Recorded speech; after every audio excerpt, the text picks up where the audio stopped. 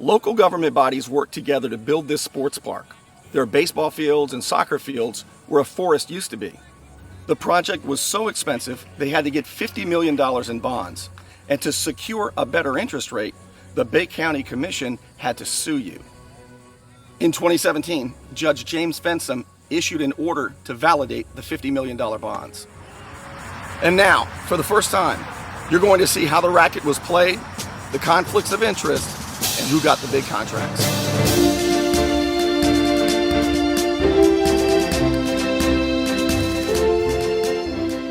The county filed the lawsuit to improve the creditworthiness of the bonds and to seek a lower interest rate. As shocking as it sounds for the county to sue us, they say it's commonplace throughout the state.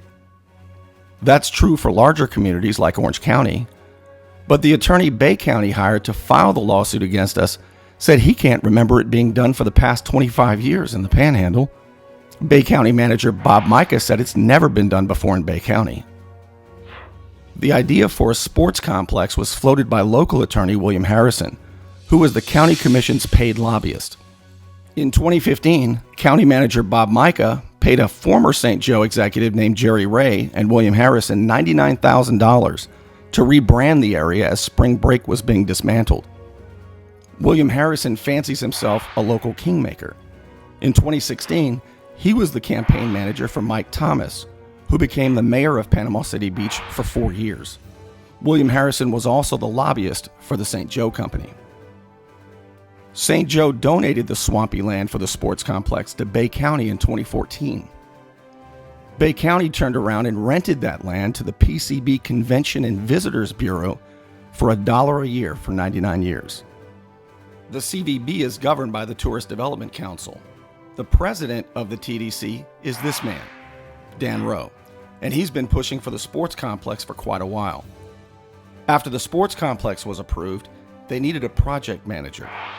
Commissioner Robert Carroll was a qualified candidate in 2016. I believe we should get value out of government. I'm a civil engineer, not a politician. I design solutions to problems like transportation, utility, and infrastructure. I'll bring that expertise to the County Commission, helping us plan better, grow smarter, and build a better Bay County. He's part of the project management team selected by the TDC. He's vice president of McNeil Carroll Engineering.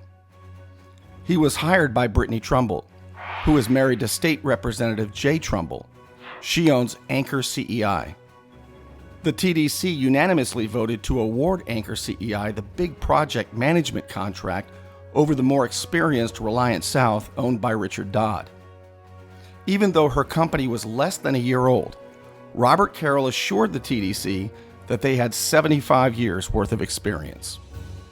Members of the TDC like Robert Carroll. In fact, they like him so much that some of them made max donations to his political campaign the following week. Walsingham gave $1,000.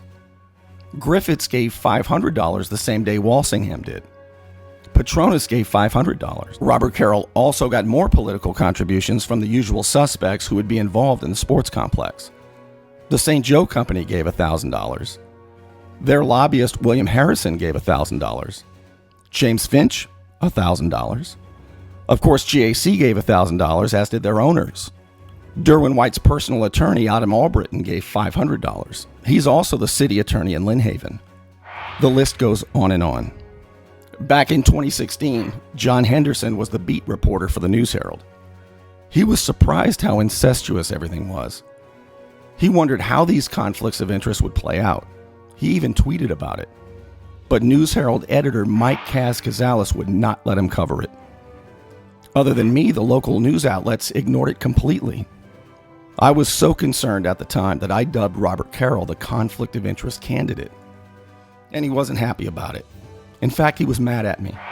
His campaign manager, Arthur Cullen, told me that I was being unfair because Robert Carroll wouldn't vote on anything his company was involved in.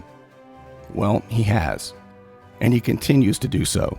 During the bid process, Mrs. Trumbull's company told the TDC that they had unique funding access. She was right. Even at her office, she doesn't have far to walk to lobby her state representative.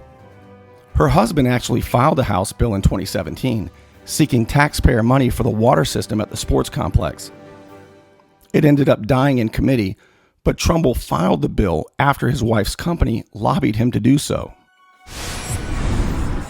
Next, I'll tell you the rest of the story, including how State Senator George Gaynor, Lynn Haven attorney Adam Albritton, and former PCB city manager Mario Gispert were all involved to make this racket a reality.